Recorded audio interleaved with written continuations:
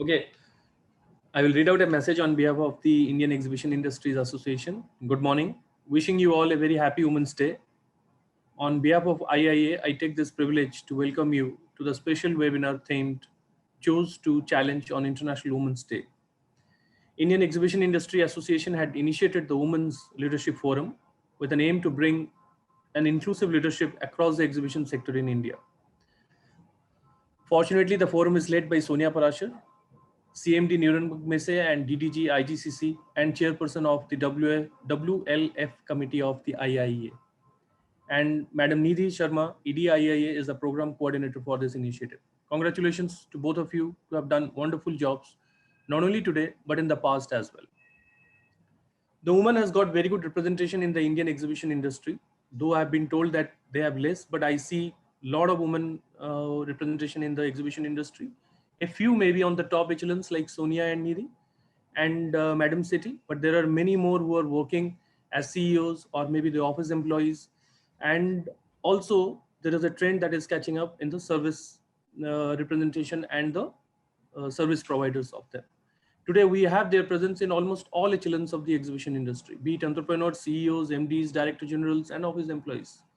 You can see, these examples in the office of the Informa, or if you go to that of India, it may only in the last week I had been at Mumbai, and I see a lot of women working in this organization. The trend is also picking up from the service provider side as well, which is also dominated by the male side. But thankfully, the industry and the economy, which is still going through a tough time, we need the strong willpower of the woman to will us through this situation. I like to congratulate the organizations that are practicing gender diversity and inclusion and providing equal opportunities for women and men across all levels of hierarchy in their organizations. Today we have Sonia ji with us to take us through the event. I welcome her and request to kindly take it forward. Just a few words for you, Sonia. You're an accomplished person in yourself and leading from the front. Be it IGCC or Messe Nuremberg or IIA, you have been contributing your best at all the times. And let me tell you, you are not the alone.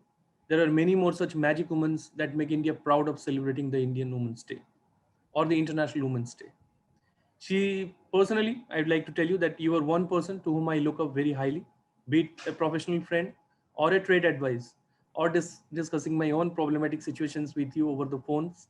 You are just a call away. Thank you, Sonia, for that. With these words, I invite you, Ms. Sonia Parashar, the WLF chairperson of IIA, to say a few words. Over to you, Sonia.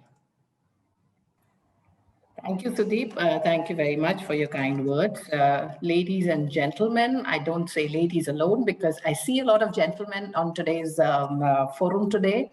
So a very warm welcome on behalf of the Indian Exhibition Industry Association. My name is Sonia Parashar. I am a member of the Executive Council of IEIA, very proudly representing the women contingent on this Executive Council.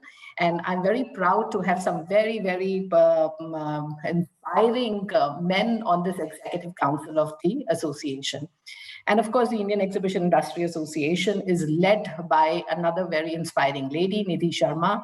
So you can be satisfied and assured that women representation in the Indian exhibition industry is well taken care of. So women actually have played a very important role in the exhibition industry at large, not just in India, worldwide. So if you look at all the successful trade fair companies, you will find a lot of women because, why? Multitasking and nurturing. These are two important aspects which come very naturally to women. And these are two important virtues which are required while you are dealing with the so-called multifaceted exhibition industry. And also crisis management is another important task, always is there to handle. And women, I think, somehow with their calm and poise have been handling very well. So we can talk endlessly about what women have contributed. And I think it is time that more and more women also join the Indian exhibition industry, which is actually at a threshold to just make the next mark.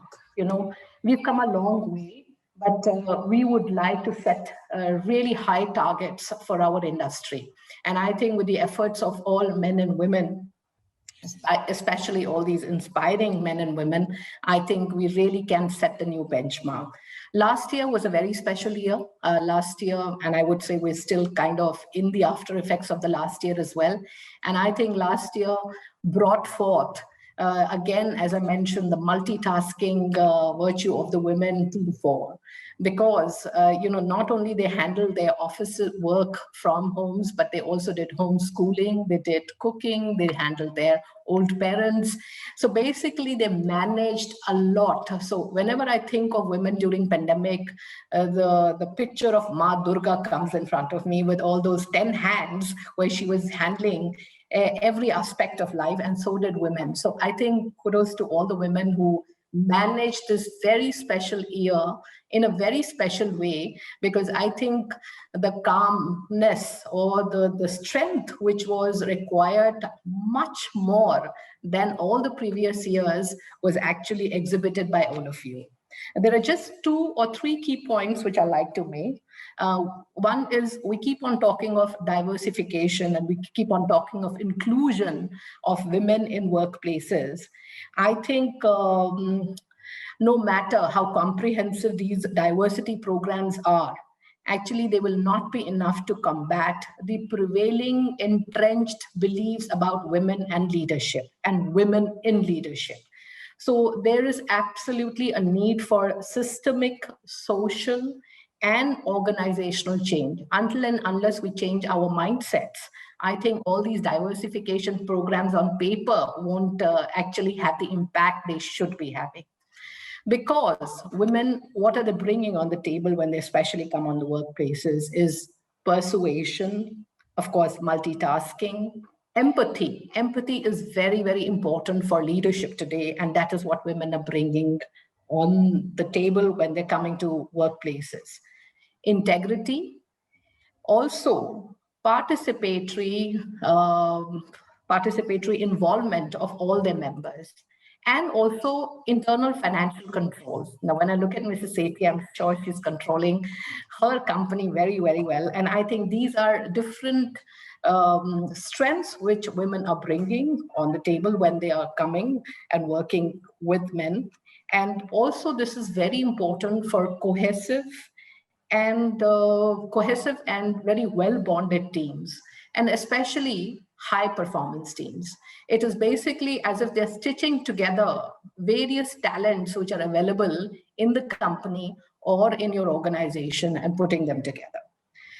There are various issues which women have been facing at workplaces, whether it is gender pay gap, whether it is lack of so-called inclusivity, because most of the times the women's ability to lead is undermined. But I think that's not very true of the circumstances today. Of course, we've come a long way and we still have a long way to go, but I think the attitudes are changing, the mindsets are changing. And my request to each one of you is, first of all, empower yourself, believe in yourself. The day you start believing in yourself, and I think, so the day you start believing in yourself, there is absolutely no end to your growth, because most of the times we're actually challenged by our own fears. We are challenged by our own underconfidence. So you all are bright, so stay bright, shine bright, and keep the spirit alive and keep the vibes alive.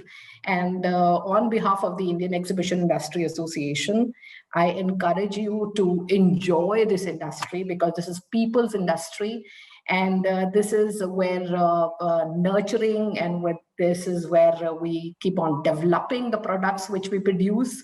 It's almost raising babies, you know. You bring a concept on paper, you bring a floor plan on paper, and then you produce it. It's almost like that, a process of raising a baby, producing a baby. So this is something which is very dear to me. I've been working in the Indian exhibition industry for 25 years. And I must say that I had 100% women in my team when I started my career. And over the time, I also did believe in inclusivity and diversification. And that's when a lot of men also were included in my team. So today I have a fair balance of men and women in my team. And that is what is also reflected in many organizations. And one organization I'm really proud of is R.E. Rogers and Mr. Ravinder Sethi, who's also a very dear colleague of the Indian Exhibition Industry Association, part of the Executive Council, has been, really contributing a lot to the industry. And he's also a true representation of women participation. So I always say behind the success of every man is a woman, and behind the success of this gentleman is a woman who's sitting next to him at this point of time. And I think that's a true statement of inclusivity, and that's a true statement of equal partnership. So thank you, ladies and gentlemen. We have two very inspiring speakers today. Nidhi will introduce them later to you, but at the moment I ask Mr. Sethi, Ravinder Sethi and Mrs. Kiran Sethi to say a few words on how have you brought women to your organization, and especially logistics and operation. We always have these mindsets that women cannot be there working late at night on site, and how do they handle the pressures? And I think you've kind of delivered a statement with a lot of women in your organization as well. So over to you, Mr. Sethi, followed by Nidhi introducing the speakers, and I'm looking forward to hearing the session today. So happy Women's Day and happy day to all of you. Mr. Sethi, over to you. Thank you so much, Sonia. Thank you so much. Thank you, Sudeep. Thank you, Nidhi. The Women Leadership Forum, which we started last year, we are proud to have been strongly behind it in terms of sponsoring it. And it's so wonderful to see the level it's at here today. We're just going to break up our little team here.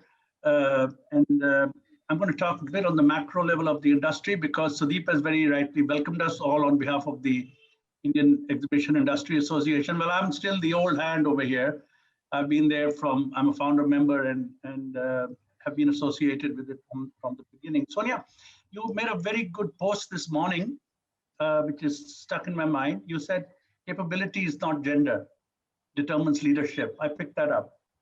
Now, in today's date, when we look at our industry, everybody, organizers, venues, service providers, we've got names like Seema Srivastava, Uma Gupta, Mamta Oza, Anita Behel, Chandrika Behel, now Renika Ochal, Uma Menon, Rupa Naik, Kavita Mir, Janvi Kapoor, you, Sonia, Nidhi, and Kiran sitting here, right? We have all these very, very prominent names. And as Sudeep and you also mentioned, there can be more. And today we are at this cornerstone of going to the next levels because of capabilities, not because of gender. As I said, I've been here since the beginning, right? There was hardly anybody. Sonia, you were the first one who was floating around, and then I remember I had to give you a little push to come on board. Today you sit on the executive committee. Tomorrow I'm sure there'll be more. We've got an executive director who's doing a brilliant job of heading this, our association. So numbers do matter, and it's the mindset which has to change.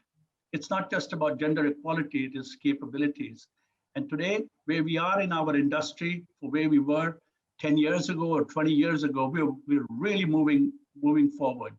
On the logistics side, of course, we're very proud that we are market leaders in where we are today. But I'll leave that for Kiran to take on the next bit. Good afternoon, everybody. Happy Women's Day to everyone. In today's day and age, I don't think women are just the women behind a successful man, but I think she stands strongly and firmly for herself and on her own feet. She's always been the pivot for the house and the family, but I think today she's heading all the major spheres and very important places in life. And I think she's giving all the men a run for their money, as put with the competition she's creating for them. I think it's very, very important that the women do so in their own sphere and in their own way. But we can all In our company, we've implemented this in a very big way. We have women in all good posts and very high posts, very capable women all around. Our office in Chennai is headed by a woman. Bombay, we have quite a few women. In Delhi, our accounts department is 99% women. And I head the accounts as put the finances in the Delhi office.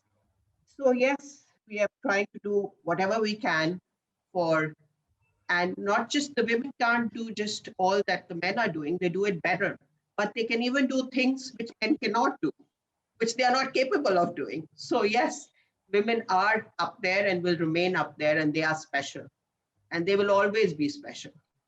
Thank you. Thank you, Mr. Sethi, for wonderful remarks. I think we always need two wheels to basically run a vehicle. So it's not just women, it's the man as well.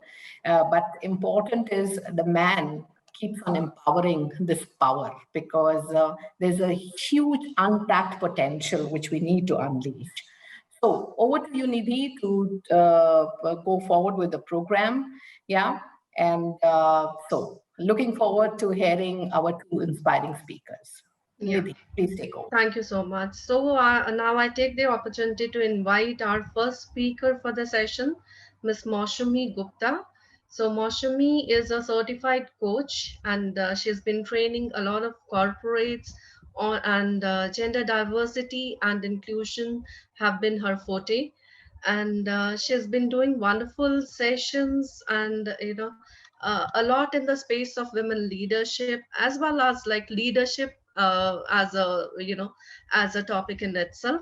So Maushami, over to you, and we look forward to hear the inspiring talk.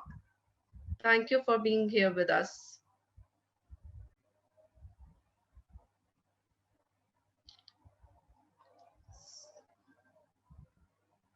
Maushami, you need to unmute yourself. Sorry.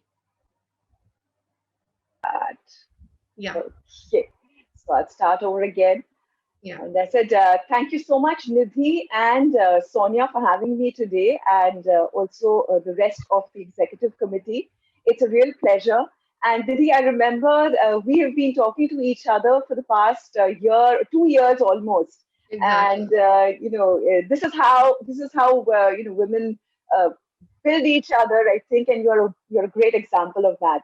So finally, Nidhi roped me in this year, and here I am, and addressing all of you on 8th March 2021. And I absolutely love the topic as a theme for this year, which is choose to challenge. Because wow, what a year it has been for all of us. And before I get into the topic, uh, we were discussing that it's a good way to begin the year by also challenging each other to see whether we're having enough fun or not. Do you agree with me? Work is good, but it's important for us to have a little fun as well. So I would like to start that by giving you a little glimpse into my life. So Nidhi, may I just request you to move the slide forward, please? Yes. So this is who I am. And self-disclosure is, I think, one of the very important aspects of building relationships. So this is who I am, and while Nidhi has and the rest of the committee has an idea of my professional side, but I'd like to give you a little insight into who I am as a woman as well. So that's me, right in the middle with my family, which consists of my two children and my third four-legged child, who's a very important aspect of my family. My husband, who's a big support, and my extended family. Now, this is a very small page, so I could not get everybody in. My extended family and my friends. So what I would like to tell you is that I am a family-oriented person. I love having fun. I love what I do. So often, the boundaries between work and life blur, because for me, it's all part of my life. So before the pandemic, I used to do a lot of face-to-face sessions, and now, as you can see, we are all caught in our little boxes. So there I am at my little workstation, and this is where I'm reaching out to you today from. Now, we also discussed between Nidhi and I that it's important for us to understand what it's like to work in the virtual world. And before I talk about that, what say we do a little bingo to see how many of us have faced these kind of situations in the new normal where we have moved into the virtual platform. So how it came about is that, and I'd like to start with my own example. So my dog Bruce is normally a part of all my sessions. So the first, a little box here which says pet photo bombing is a box that I check, because as you can see in that little picture over there, my pet regularly used to photobomb all my sessions. And I was at one point known as the facilitator coach, who had a co-facilitator who was very, very welcome in all the sessions. So now a quick, check-in for all of you. How many of you have experienced pet photobombing, a dog barking in the background? Let's have a quick check-in in the chat, so you can unmute yourself and tell us how many of you have experienced all of this. Hi, this is Aparna. I faced the same thing. As Moushumi knows me, Bruno has meeting bombed a lot of conference calls of mine. Right. So another boo-boo that we often make is forget to unmute, and I did that myself. So how many of you have faced this on a regular basis? And yes, Kiran, I see you. Yes, we often forget to do that. Yes, many a times. Right. Then, of course, taking the meeting in bed. Especially when you have the your video switched off, and you always say, I've turned the camera off midway because I need to get back and I need to be more comfortable. So a lot of us have done this. And this is very much a part of the new normal, and it's important for us to accept it. So moving on, and yes, another very important piece before I get into the main talk. How many of us are wearing purple today? How many of us are wearing purple today? I know I am. A bit of purple. A bit of purple. Yes, that's very important. And you might ask me why I'm asking you this question. So purple is the color of International Women's Day, and there is a reason that one chose the color purple to represent the forum is because purple is the color of the future. It signifies justice and dignity, and it's of course along with being an extremely vibrant color. So that's a little bit of trivia about what Women's Day, the color of purple means to us at Women's Day. So moving into the main session, Nidhi, may I request you to move the slide forward, please? Yeah. So choose to challenge, being the theme of Women's Day 2021, could not have come at a better time, because a challenged world is an alert world. And we definitely today are on high alert. Till about the last 6 to 8 months, while we were still coming to grips with what COVID meant, how it showed up in our lives, whether we were going to be able to survive it, what the new normal was going to look like, we all consistently felt challenged. Now, when you feel challenged, there are two ways to look at it. You can either decide to do something about it, or you can allow it to completely engulf you. So as women, and not just women, as people, I think what we did decide to do is to take responsibility for our own thoughts and actions, and to continue to challenge ourselves and work forward to make a different and a new world for us, with working within the confines of what COVID-19 threw up for us. Now, How it showed up for women is something that I will discuss going forward, but it brought on a lot of work for us. Now, we have been working, we've been wanting to work from home for a very long time. And the very concept of, flexible working hours, etc., took on a completely different connotation when it came down to working from home during COVID times.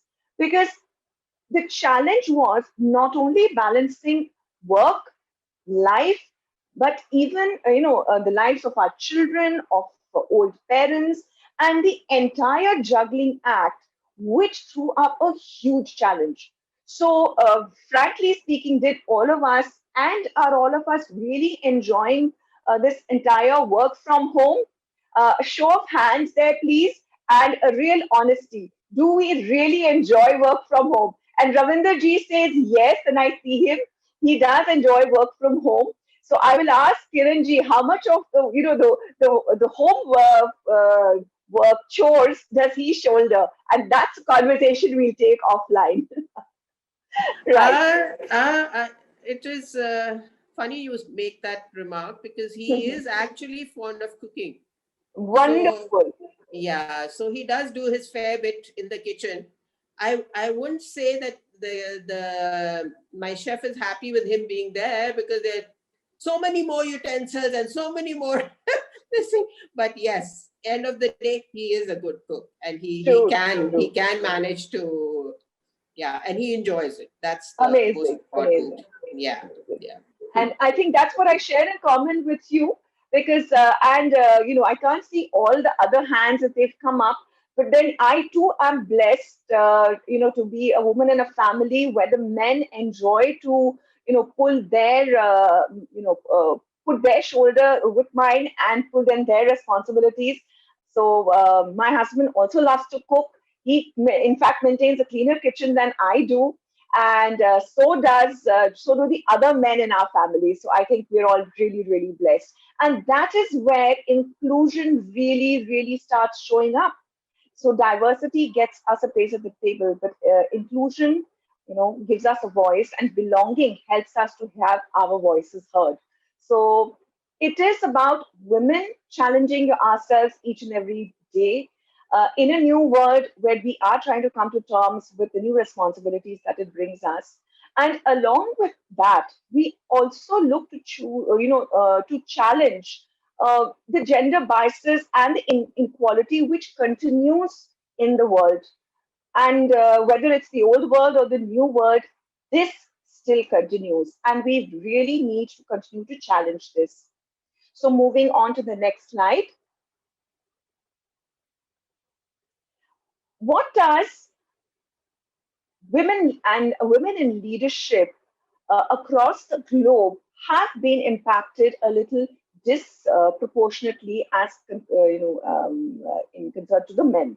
Now, how does it happen? And I'm going to call out a few areas, not to get too much into statistics, but there are certain areas where women have been impacted more seriously than men. And the first one is, the economic impacts of women, and where they say that the greater burden of the domestic care lands on the shoulders of women. Also, along with that, there have been higher rate of job losses, which has impacted the financial independence that women have enjoyed over a period of time. Along with that, an increased risk of health, because across the globe there have been an increase in teen pregnancies because children have been out of school, and there have been the numbers are a little dismal in that area, along with an increase in domestic violence and sexual and physical exploitation, all as an outcome of COVID. Along with that, the numbers also tell us that there is an increased risk for the frontline health force, which basically consists of women. It's almost 70% of women, as men are normally in the leadership positions, even in healthcare. So they tend to be impacted a little less. Now, Also, along with all of this, reduced access to vital healthcare services for women globally have been some of the challenges which women have faced. So when we talk about this, and I think this is what Sonia ji brought in very, very beautifully in the beginning, that it is a question of looking into the systemic barriers, which could be organizational, which could be social, and what is it that we look forward to changing in that particular area. Now, while I speak about these numbers, and when I bring out what the reality is, not for 1 minute am I saying that there is no support that is coming forward, or that women need to be looked at from a point of pity. Nor am I raising the feminist flag and saying that, you know what, let's go out there and let's make it a woman's only world. Because without inclusion, there can be no diversity. Each sex, each gender brings in a certain set of values and a set of traits which are equally important for us to build the resilient organizations, wherein we bring in a lot of psychological safety and in terms of communication. So moving to the next slide. Thank you, Nidhi. Before I move forward, I would like to ask you this question. What does choose to challenge specifically mean to you? We've been talking about the theme for this year, choose to challenge. What does choose to challenge specifically mean to you? And this is open for the men as well as the women. We'd love to hear what you think about choose to challenge and how it shows up for you.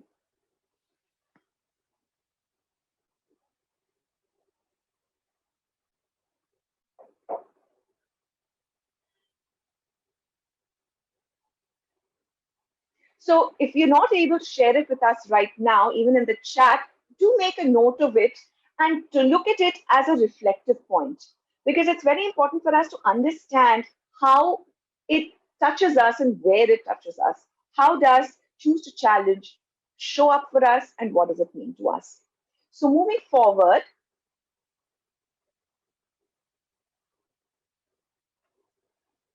Nidhi, I'd need your help there. Yeah. So what we are looking to challenge, and these are some of the aspects that I'd like to bring forward, is first and foremost as women, let's bring in that self-awareness. And we already had that, but just to intensify that a little bit more, what are some of the doubts that fuel a sense of inadequacy in us? And what is it that we choose to challenge there? So the gender confidence gap has always been a debatable issue for all of us. And I remember this one particular TED talk by Reshma Saujani, who was a rising political star, and this was in 2012 in New York, and where she talks about a very, very important aspect that women from their childhood have been conditioned to be perfect, to check all the boxes, to do things right, while men have been brought up to be brave. And in this talk, Reshma brings about the fact that she chose to be brave and step into this political forum, and she went out there. She lost, but then she did display the fact that she was brave and that she was courageous. There's another very interesting little piece that I'd like to bring in here, which talks about HP reported that whenever they would put out a job posting in an IJP, most of the men would apply for those jobs even if they checked 60% of the boxes. But women would guess and second guess themselves and would not put forward their applications unless they were 100% on point. So it was often about, second guessing ourselves and this need for perfection, which held women back. So choose to challenge that. Let go of the need for perfection. It's okay not to be able to check all those boxes. You can always learn on the job. So go out there, be brave, do what you feel you are capable of, even if the others, if the check boxes are not all ticked. Please go out there and put yourself out there, because as women we tend to judge ourselves really much more harshly than we should, and that often stops us from putting ourselves out there.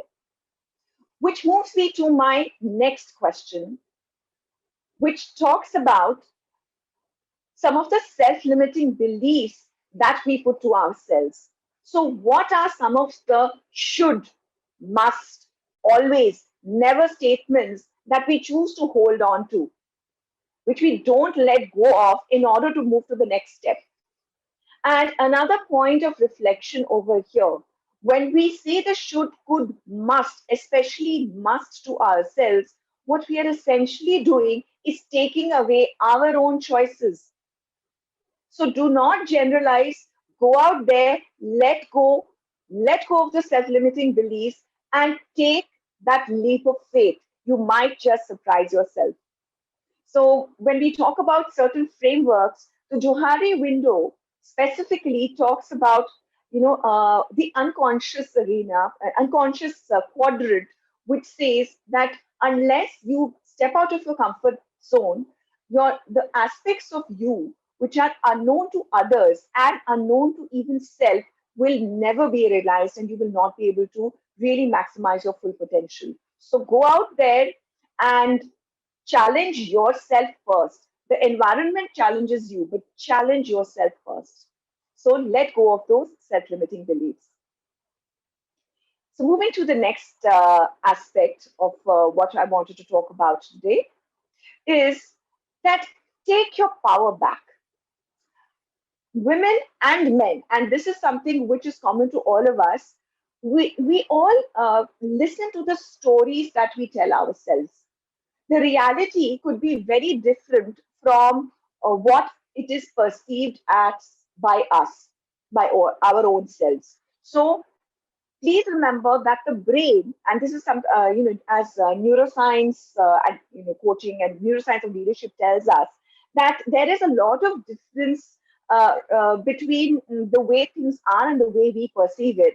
And often the brain cannot differentiate between an illusion and a reality. It believes what we tell ourselves. So please be aware of that, change the narrative, and take your power back. So when we look at these pandemic times, and when we look at what it has done to all our lives, and some of us have had bigger setback from the others, remember the 3 P's of resilience. Our capacity to bounce back is what defines us.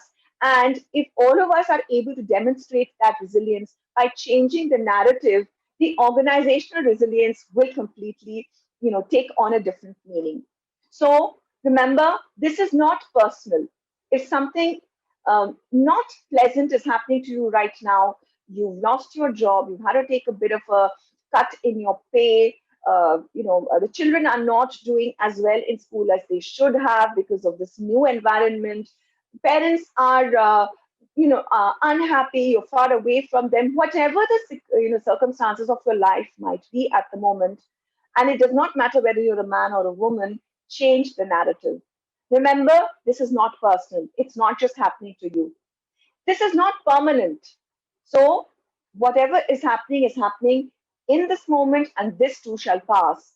And lastly, if there is one aspect of your life which has been impacted, it does not mean that all aspects of your life are equally difficult. So non-pervasive.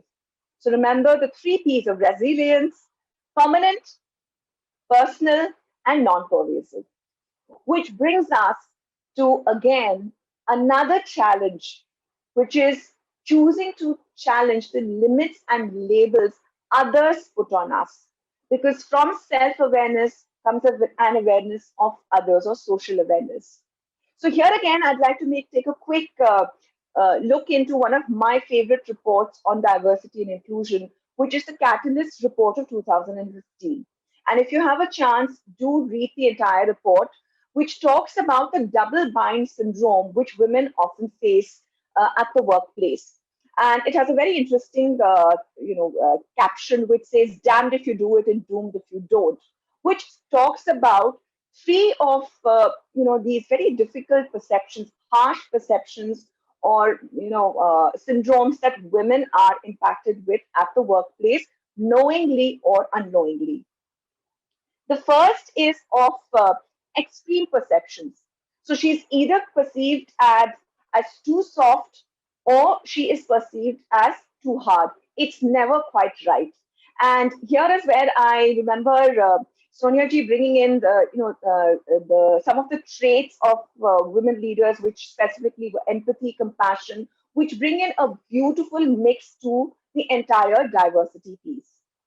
The second point was high competence threshold, where women are often judged on higher standards for leadership positions than their counterparts are. And this is probably something that needs to be addressed and is being addressed, but maybe not as fast as we would like it to be. And the third is that a woman leader specifically is seen as competent, but often disliked because she is seen as too hard. Again, we come back to point one, too hard. So if she's too hard, she is labeled as bossy for acting with equal assertiveness, which is taken as more of a man's trait. Again, I do not want to get into the man-woman piece because I firmly do not believe it. So what I would like to draw our attention to is the fact that these exist. Let's look at it. Let's really look at what our unconscious biases are all about and have the ability to call it out, because I know we're getting better and better at doing that. So challenge the limits and the labels that others put on you is something that I'd like to talk about and think about next. Yes.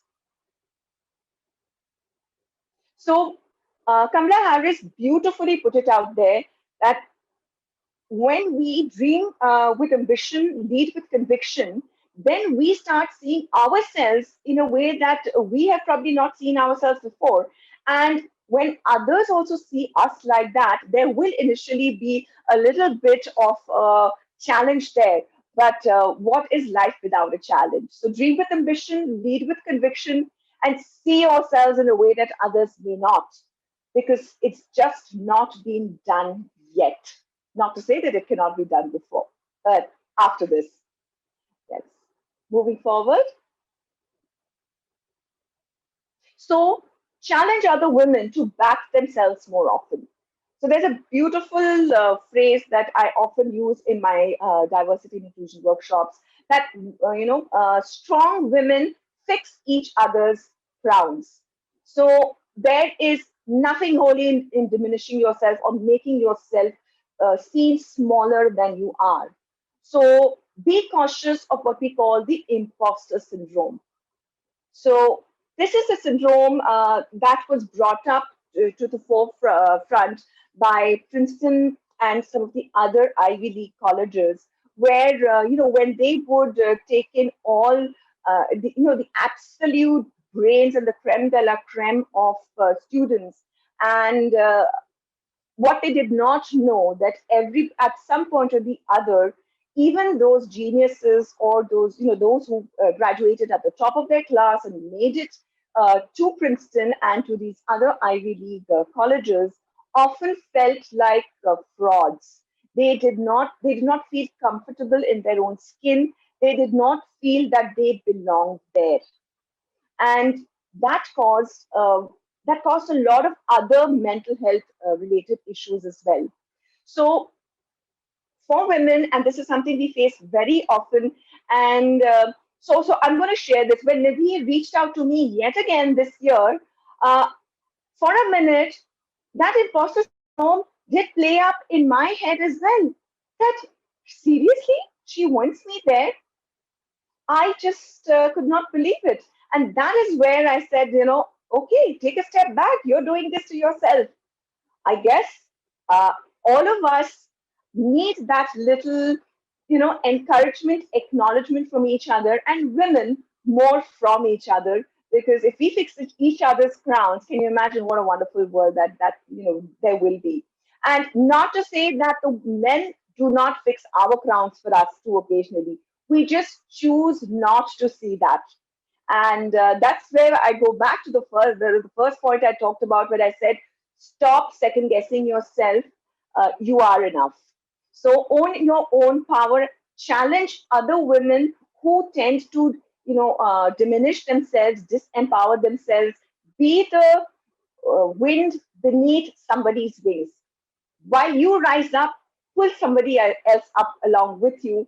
And if it's another woman, more power to you. So moving to the next slide. Which narrative do you choose to change? I talked about a lot of the stories that we tell ourselves. And here is another question that I would like you to ask yourself. Which is the story that you choose to change for your own self? So do write this down, and do write, start writing a little reflective journal for yourself, and check in maybe 6 months later to see whether you've changed that story or not. Moving forward. So it's very important for us, after having challenged ourselves as women, to challenge the status quo. Leadership needs to change, and needs to change to view women a little differently, because today the status quo requires women to be caregivers, and also embrace their, what we say, their feminine leadership strengths of empathy, compassion, and the power of affiliation. There's nothing wrong if one wants to be an affiliative leader, and that, as McClelland in the theory of needs talked about affiliation as being one of the motivators. And as women, that is one of the leadership traits that we kind of lean towards, along with empathy and compassion. And that's a good thing. Today, emotional intelligence and empathy are one of the key leadership traits, along with along with crisis management and artificial intelligence and moving with technology. So it all begins with us challenging ourselves and owning our value completely, defying those doubts, and being, daring. And I like this last, I'm going to call this last sentence: dare to own the difference our difference makes. We do bring a different, thought process to the table. We are different. Let's embrace that difference. There's nothing wrong with it. I don't think, we want to be men and take over some of the roles that they play. Because as women, we are equally capable of playing a lot of those roles and supporting each other in this beautiful journey. So let us narrow ourselves down to the difference our difference makes, and bring in that differentiator. So challenge the status quo over there. So moving forward, and this is how we can challenge the status quo in some of the areas. So first and foremost, if you're not aware of what you need to challenge or what needs to be challenged, you're not going to know. So educate yourself. Create that self-awareness, that what is it that needs to be changed. So if you are part of a macro group, please be inclusive of others. And if you are part of a micro group, please do not feel that you're on the back end, and that you need to, to stop yourself from putting yourself out there. So educate yourself of what is happening around you, because as Sheryl Sandberg said, that only once when we are aware can we bring about the changes. Which brings us to the second point, which is about questioning your biases. Please accept that we have biases. They are part of our our values, our beliefs, our DNA, and of our environment and how we were brought up. And that's okay. It's okay. Accept them. Be aware that they are there, but remember to question them. So, challenge your perception. Ask yourself, why am I thinking the way I am thinking? Right? How else can I frame this particular thought? So, the awareness brings us the power to reframe and to challenge our own perceptions. And if we are comfortable doing that, we will ensure that we have those difficult conversations. We are responsive rather than reactive because we are okay to question our beliefs and the beliefs of others. So seek to understand, don't have assumptions. If there is something that's showing up which is not as you would like it to be, please take a step back and choose to challenge it. And everything does not have to be done aggressively. Let's do it. Let's do it in a nice way. So taking accountability for our mistakes is another very, very important aspect. It's okay not to be perfect. It's okay to lose your cool occasionally. But if you're able to accept that and go out there and say, I think I overreacted in this particular situation. And now that I think back, I do see your point of view as well. That would open up, let's say, a space for for those difficult conversations. So accepting and taking accountability for our mistakes, taking feedback the way it is meant. We often have these preconceived notions about people, and that is where our biases come in. We take feedback openly from those who we respect, who we like, and often push back and don't take feedback or don't even listen to those who we don't like.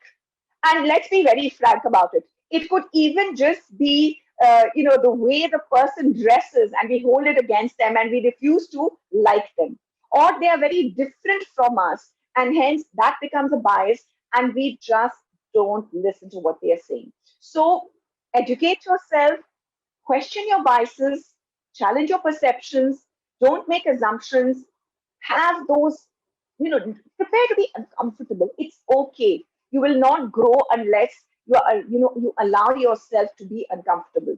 And remember, when you are feeling reactive, the first thing you do is to count to 6, because that's the amount of time it takes for the blood to rush into the thinking part of your brain, which is the PFC, and disengage from the flight or fight syndrome. Okay, so remember, it is logical, and when we were told count to 10, up to 6 is good enough. So that really helps us. So remember to challenge the status quo. So only from challenge comes change. So we can all choose to also go out there, look for the women who have achieved, and those achievements can be big or small. A pat on the back, to anybody who has really touched your life, a little show of gratitude. Because if we do that, and that's not only for the women, let's do that for the men as well. Let's be inclusive of each other, because only then can we move forward to create a very, very inclusive world. And again, I talked to you about a report that Catalyst has recently launched, or which talks about inclusive leadership, where along with humility, authenticity, trust, psychological safety in latitude and in risk taking show up as two very, very strong elements. So let's do that. Let's choose to challenge, let's call out, and let's make work together to create a more inclusive world. So moving to, I think, my last slide. It's great to talk, it's great to have these wonderful discussions, but what is the point of a discussion if we do not move into what I call powerful action planning? And as a coach, that is which creates immense value for me. So before we close, I would like each and every one of you to take a minute to think about what is it that in the set of behaviors that you are demonstrating at the workplace or at home. What is it that you would like to stop, which is not serving you? What is it that you would like to challenge so that you can do it differently? And what is the new behavior or action you choose to begin, which will help us to move towards a more gender equal world?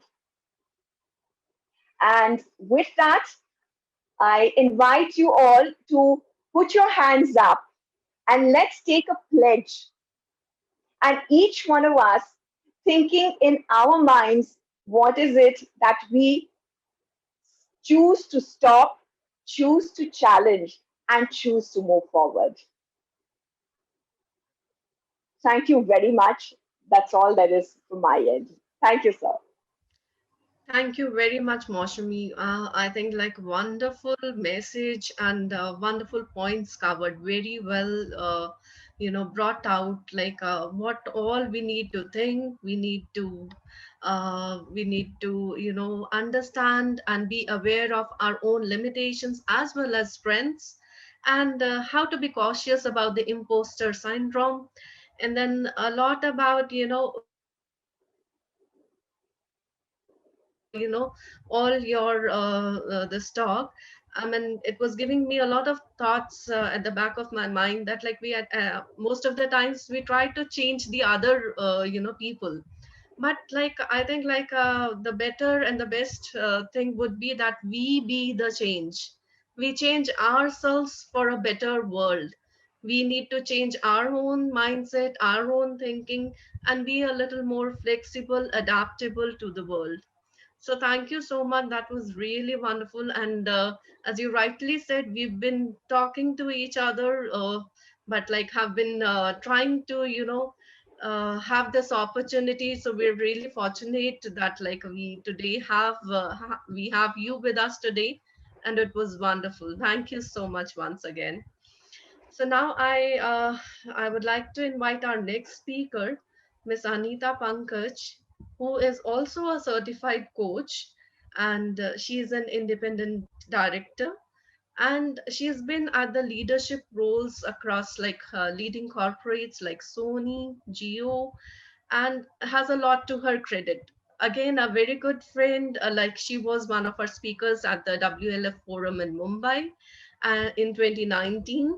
So I think it was the same day, or probably the 10th of March. So since then, we've been speaking, and there's so much of inspiration I draw from her.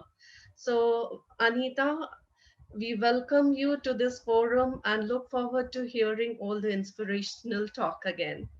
Thank you for being with us. Thanks a lot, Nidhi. Can you hear me? Yes, absolutely. Okay. Thanks a lot, Nidhi, and thanks a lot, Sonia. Also, I have picked up some words from Sonia's talk.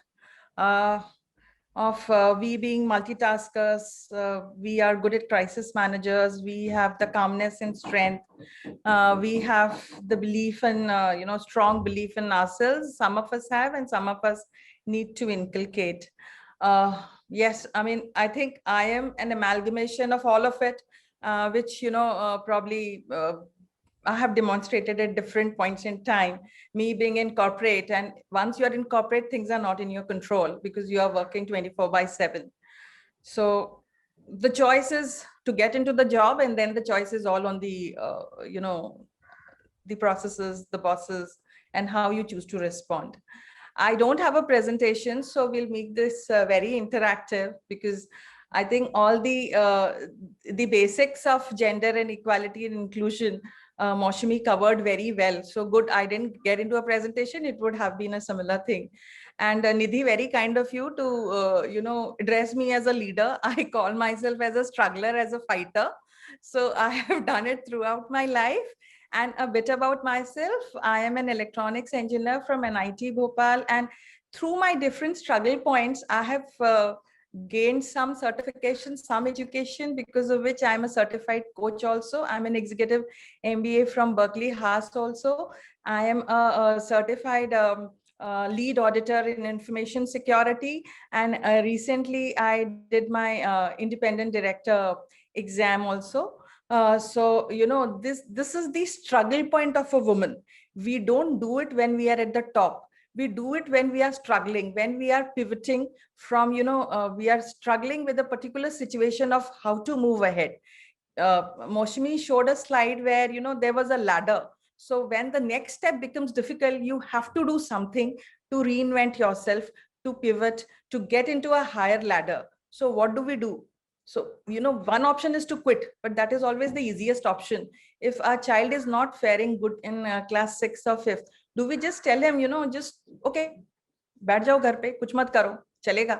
We always tell him, thoda पढ़ लो, या coaching करो, tuition दो, whatever, motivate him. So this is what I was doing it to myself. And being a certified coach, it helped me because I'm constantly coaching myself. I said I'm a struggler. Why? I'll just talk of my last few years of struggle. Probably many of us can identify who are here, and then we will talk of your struggles. I'm just taking 2 minutes to talk of mine. I was in Geo. I was leading the multimedia team as vice president, and my husband was in Delhi. I mean, these are the typical situations which happen in working women who are married, and we are ambitious. Husbands also ambitious. So this happens. My husband was in Delhi for 4 years, and then he went to Dubai, and then I thought that my daughter is young, and let me join him. So I quit my job. I joined him, but when I joined him, I thought, oh my God, I mean, again, it's the next step, right? It is a struggle for me. Joining was not like staying with him and cooking meals. It was more than that. I had to look for a new job for myself. So at that time, I did my executive MBA from Berkeley. I learned Arabic after going to Dubai. I learned car driving. I failed 10 times. Getting a UAE driving license is as tough as, getting a 12th board 98% in India. So it was very, very tough for me. And I struggled there for 2.5 years. I didn't get an opening. And then my husband lost his job. And then I came back because I was sponsored by him. So, that sponsorship wasn't there at all. So I moved back to India. Meanwhile, he got a job and I was in India again without him. With my daughter, and I was again trying to find my footing in India because I thought there is some equity in India, so let me try to get. And as a vice president of Geo and vice president of Sony, initially I was flying like an eagle, but boss, it doesn't help, and all the gyan goes to mud, because when search partners told me at that time, when I was talking to search partners, that get me a job, and I'm from Berkeley, I'm topper in electronics engineering and whatnot from NIT. They told me, Anita, you are a lady, you are 50, you are a technologist, you are coming with a gap. Can we sell you like a hot property? No, we can't. And this was told upfront on my face, and I thought, oh, this guy is a little crazy. So I went to other search partners and I said the same thing to them, that this is what they're telling me, help me. So their response was, oh, सच में कह दिया उसने आपको? It was not that we'll try to help you. Oh, उसने बता दिया. So this is the reality, whatever we may talk of, but lady technologist, as Moshmi said, there's a perception in us also, and there's a perception in the society and in others also. So there's a constant struggle, and we can only change ourselves. For others, probably there are many people evolved, but then those energies have to match. So when will those energies match? When we keep on trying, we will meet probably 8 wrong people who are wrong for us, and maybe 20, 2 good people who are good for us. So when this journey was on, I was telling Nidhi a day before when we were talking, I was in Dubai again during this COVID times in the last 4 months. And I went to Dubai with my daughter because she was doing online schooling. And again, I had not met my husband for a year because of all these problems. And the joke is, then I came back and we were struck with COVID. So again, as people say, COVID time shows, oh, family was together, we were cooking together, we were enjoying together and whatnot. I was never with my family. I was in Dubai for, of course, 3-4 months. Once we came back, we were struck with COVID. We were put up in a government hospital by BMC. And thanks to BMC, I got saved. I had severe COVID. I had rats and cats, flying over me. So this, and no family member, nobody to help me and my daughter both down. And then we were out of the hospital in 14 days. So this is a struggle that, even a common man is going through, a woman is going through, a man is going through. And for everyone, the applicability is how you, move past this. So, and how you move past this, it is your willpower, it is your mindset. There is nothing else who will come to help you. Probably in case of some lucky people, maybe they have family members around, maybe they have some supportive bosses around. In an entrepreneurship setup, you have the family around, but not everyone is, that lucky, or seeing even that in a favorable light for themselves. Because I love being in a corporate, and the joke is, or not, the good point is that during the COVID times, I was interviewed by a Dubai company, which is a media global MNC, and I got a leadership position. So, something which I had been aspiring for 6 years suddenly happened. And in the worst of my times, when I was shaking and, holding on to my chair, that they should not see, how I'm shaking. And it just went through. So also we should believe in positivity. We should believe in destiny. And, maybe if God has kept a time, universe has kept a good time for you. So you have to believe in that. Bad times will pass. And, this is what I want to say. And that is why believe in yourself. Every time it is not hunky-dory, especially with a 30-year journey. This has been tough. But the fact is, it has been a lot of fun also. Also, I read a good saying somewhere that life does not get easier. It just becomes, you just become stronger. So let's, believe in this. Life will never get easy, but we will definitely become stronger. Now, coming to the point where I said that, I want to make it interactive. So when I have been in training sessions, I always see, no offense meant to the leaders here, that leaders always sit aside and all the, the team members and the juniors are supposed to answer all the questions. So here, I am going to request Nidhi, Sonia, and Mr. Ravinder, Kiran, all of to answer my question, that what is your motivation to move ahead? If you give your answers to your team members, I'm sure they'll get motivated. So Nidhi, let me start with you. What is your motive? I mean, I'm just putting opposite of challenge. Challenges we all know, we are done with it. So what is your motivation to move ahead in life, in your profession, in your personal, whatever? What drives you? And it can be very different from all of us. It need not be the same. Let your team hears you out. Sure, Anita. So I think what keeps me motivated all the times is that, like, I just want to, keep sailing like the, the rivers, the water in the rivers. Can't hear you.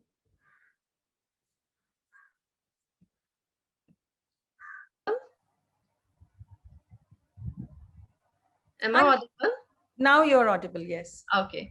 So I was saying that, like, I think, like, what keeps me motivated is that when we see the nature around, there's a lot to learn. So if we see the water in the rivers, so it just keeps moving despite all the hurdles, Right. Every day you may find, new hurdles coming up, but then you kind of enjoy moving, and not being stagnant. So, and I think, like, if we just see around, there's a lot of inspiration we can draw from others. So, and I just enjoy my work at the professional front as well as personal front. I must admit and confess that I do it at my ease. I do it the way I want it to be. At times there might be certain, incidents or certain times wherein things need to, be very, very, prompt, or somebody might be. I mean, I don't like to take the pressure. I just like to enjoy my work. So I want to do it with all the peace, all the, right mindsets. So that's what I believe in. Thank you. Thanks so much, Nidhi. Thanks so much. Mr. Ravinder, I would like to hear what motivates you to move ahead. Well, I think Nidhi and some of my other colleagues know I could talk for hours about this, but I will leave that. I will leave that for another day. I agree. Most people, in terms when you talk about leaders, they like to be heard, and but with modesty, I will tell you, it's not like that with me personally. I do speak. I love to speak, but I love to hear. I love to hear, and it works. And what motivates me really, yeah, I'm a very family man. I'm emotional also. So when I see my family, whether it's my blood family or my office, they're my family, right? They motivate me. I mean, they motivate me every day. When I meet them, I talk to them. And during COVID times, believe me, I'm meeting them more. Not just my family, my kids are around the world, all my relatives, my own family. I've never, in my Rogers family, I've never met them so often as I have in these COVID times. So that is giving me the motivations. I mean, please don't misunderstand. Don't think I've got a halo on my head. I can be very nasty. I can be very nasty also, And sometimes Nidhi and I have had some nasty sessions also. but yeah, I get my motivation from those who are around me. And even I'm in this forum, for example, I'm so emotionally attached to it, or my association. It's all about emotion, and it's all about people. So that's what motivates me.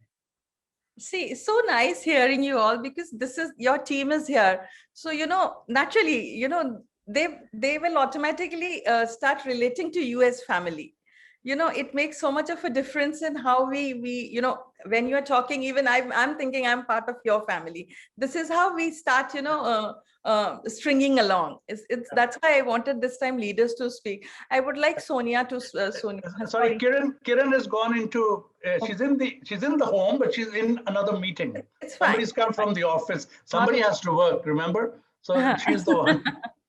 So Sonia is around? Is Sonia? No, she'll be joining in again. She had to make one, another meeting. Moshimi. Let's hear from Moshimi. Yeah. Moshimi is there? If she's not there, then we'll move to your team member. Okay, she's there. No, I'm there. I'm very much there. So what motivates you to move ahead in life? What motivates me to move ahead in life is the fact that I just love what I do. Every single day I wake up because I wake up to whatever I have to do is because I just love doing it. It's not work anymore, as cliched as it sounds, because that's just who I am. Okay. So the lines are blurred. Now it's all work, life, work, all the same. Okay, good. Thank you so much. Then I can see Aparna's name. Aparna, can we hear you? What motivates you? Aparna? Who else I can see? Sudeep. Mr. Sudeep, are you around? Mr. Sudeep is around? You can see him on the screen. So Nidhi, you can call out names because you would. Yeah, sure. Yeah. Okay, Mahima. So Mahima would like to hear from you. Yeah. Hi, Mahima. Hi, Mahima. What motivates you to move ahead in life? If I talk about as a life, what motivates me is, the happiness on my family's member. The moment I see they are happy, it motivates me. Wow. My normal daily life is, as you mentioned in the starting, that it's a struggle. So my life is like kind of a struggle. But after struggling, when I see them happy, it motivates me. The same way, if whatever responsibilities are given to me in the office, if I'm able to complete those things and I should get appreciation, even if I'm not getting appreciation in every work or every project, it motivates me that I have completed that my work. Very nice. That satisfaction motivates me. Great. Hannah, can we hear you?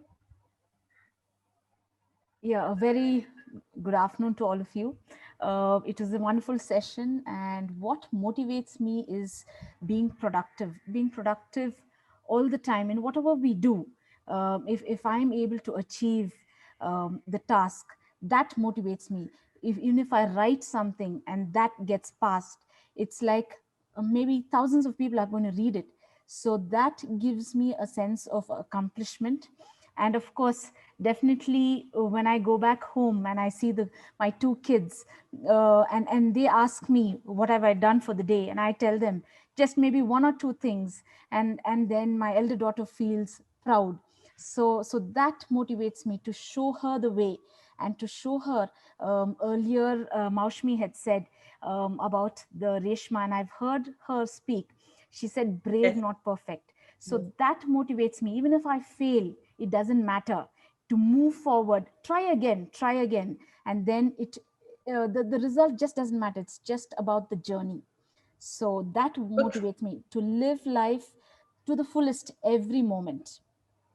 Over Very to you. Very nice. Swapna, can we hear your thoughts and then maybe Neetu after that? You're on mute.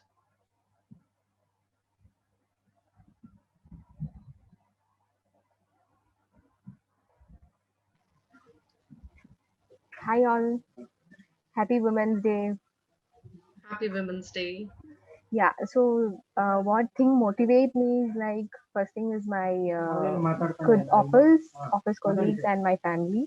And best part is like they are super supportive even if we are having some struggles in our own lives and personal things and all. So that is the best part. They encourages us in official and in personal things. So we are able to cope up with balance both of actually to maintain a good life. And best part is like nowadays in offices, even like the male colleagues or in female colleagues, they support each other, understanding our struggles.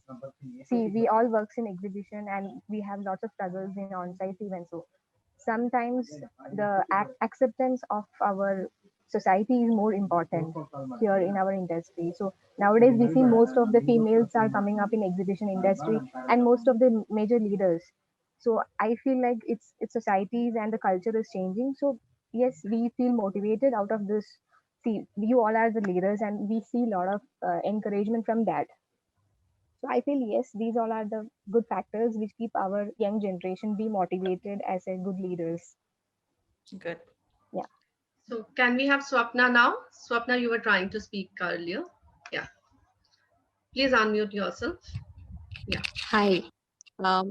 I would definitely I will feel motivated when a person, whomever I talk to, I leave them with a happy feeling, whatever it is. I see them happy at the end of the day. I've helped them. It makes me motivated. It makes me to feel very happy and get Very nice. motivated. Good. Yes, Nidhi, next. So can we have Karabi Das? Can you hear us? Yeah. Yeah. Hi everyone. Hi. Hi. So we wish a very happy Women's Day to all. So the point who motivates me to keep on going is always to be happy. First of all, to be happy inside of me, to give a happiness to the society, to the family, to our loved ones. This is the absolute factor who keeps motivating me to do the good things for my society, for my family, for the job and everything. So I think if we are be happy from inside, we can be happy and we can be motivated to others as well. This is what is the motto for me. Thank you. Nice. So can we have Miss Sethi, Miss Kiran Sethi? Nidhi, she's Okay. in the house, but she's another meeting. But I don't want to speak on. I don't want to speak on her behalf because it would be contrary to what they say. But I know one of the things she would definitely say is her belief in scriptures. She's a strong believer. Oh, She goes to Bangla Sahib at 3 in the morning, and she's a strong believer, and that would definitely be one of her motivational factors. Yeah. Okay. Can we have Soumya? Soumya, please share your thoughts with us. Yeah, hi. Soumya, please unmute yourself. Sorry. So one of the factor that really motivates me is to, I see myself growing. So when, Maushmi, as rightly put up by Maushmi Gupta, that we have to come out of our comfort zones, and we need to learn, because and when we grow, that actually motivates me to go a step ahead, and you know uh, try to become a better version of myself. So even in the industry that I am in, at my workplace, I try every day that I try to make sure that my day is productive, that I learn something new, and I contribute in some way or the other to my learnings as well as to the industry that I'm in. So yeah. Thank you. Thank you. Nice. So can we have Samritha? Samritha, are you around?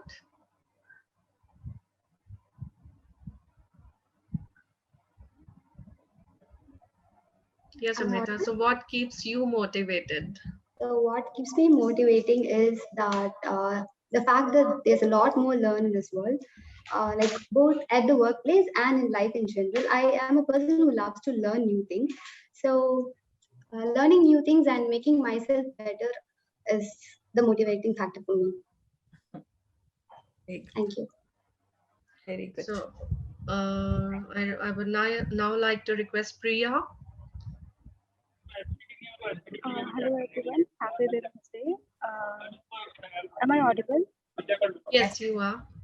So my motivation is the learning which I received on a daily basis. It is adding value to my life, and yeah, it helps me in becoming a better version of myself. Thank you. Thank you, Priya. That was short and sweet. So can we have Kanmani?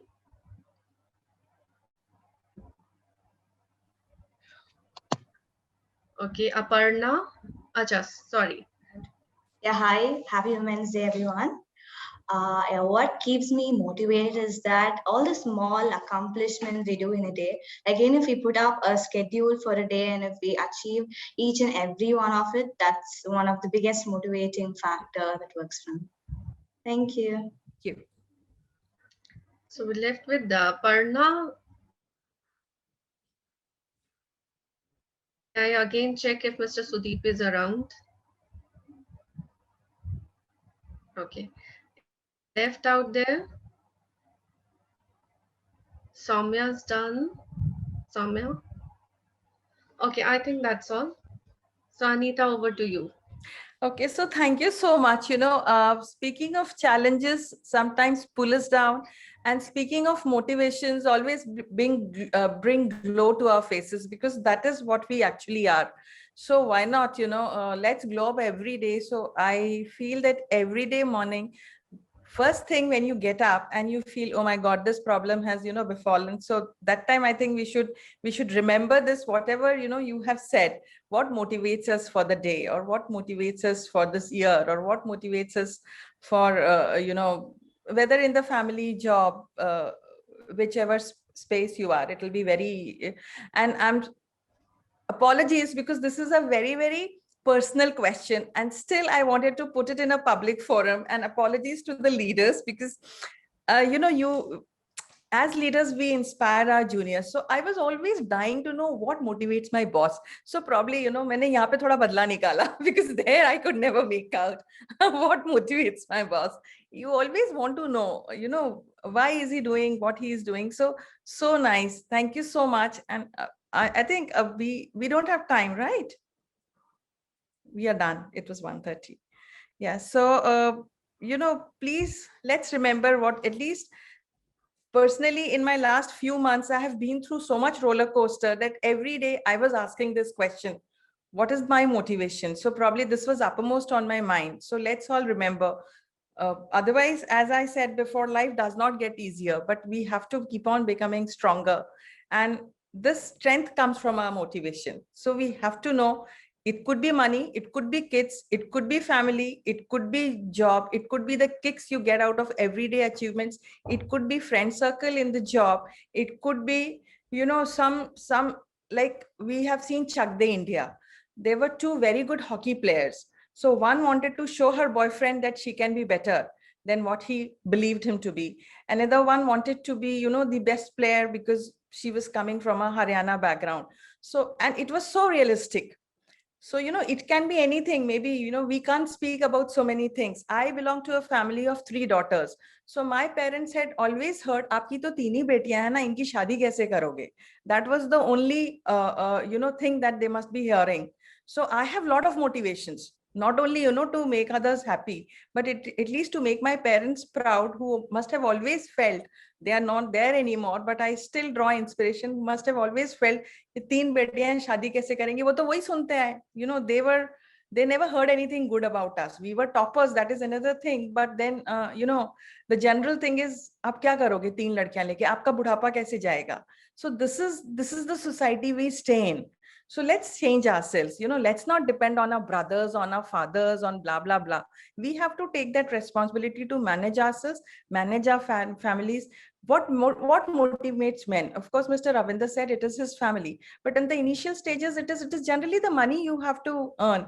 You have to be provider for the family. Men always think that way, but women always take the side lane. Oh, it's the easier thing, you know, let's manage the बच्चे हो गए, अब तो घर पे ही रहना है. So, you know, let's not take the easy way out. It is life is not this way for the men. It's very tough for them also, so it has to be tough for us also. While our challenges are different because of perception of the society, that is fine, but you know, we have been beating it and we'll beat it. But as you know, that TED Talk speaker, I don't remember her name, rightly said, Nidhi, if you remember, I showed her video also in, you know, in 2019 talk, where, you know, she said that a boy jumps the swing. You know, this is how brave the boy is, and a girl doesn't. So, you know, we have to jump that swing. And that, believe me, doesn't come only in childhood. It keeps on coming throughout your life.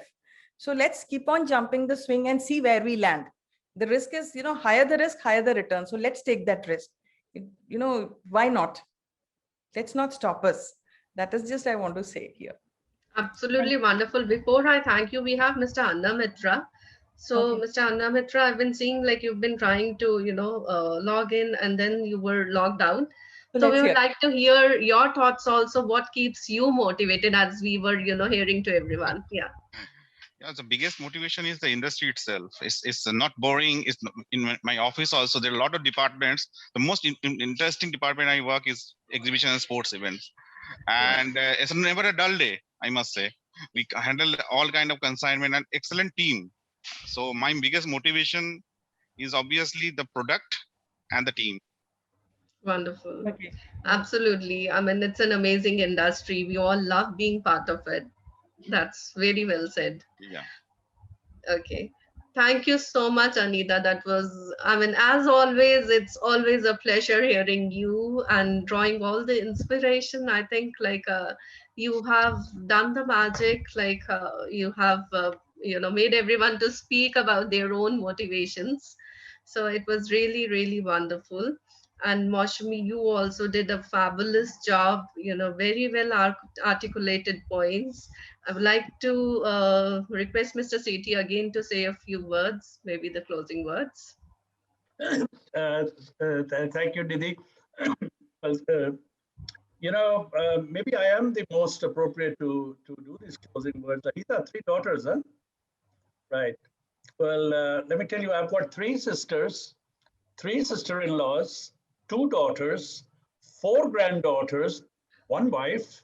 So I'm pretty much qualified to make these these closing remarks. You know, let me say that, you know, our generation is becoming so busy today trying to prove that women can do what men can do. Well, let's go beyond that. Women can do that, and let's not make them lose their uniqueness. Women weren't created to do everything a man can do. As I said, they can do that. women were created to do everything a man can't do. That's important. So with the list of women around me, and I can tell you it's a fact. So with that, thank you, everybody. On behalf of the IEIA, the Secretariat, Nidhi, fabulous you are. Sonia, Sudeep, all my colleagues over here. It's been a great session, and I'm sure this is going to go into social media, and we're going to spread the word. So have a great day at the end of the day, and please, please, please stay safe. Stay safe, right? It's not over. I say this at the end of each one of my presentations. Stay safe. It's not over yet. Okay. Let the vaccine overtake the virus. Okay. God bless. Thank you once again. Thank you. Everyone. You've been lovely participants, and thank you both our speakers once again to join us at such a short notice and on a simple request. That's been so kind of you. Thank you.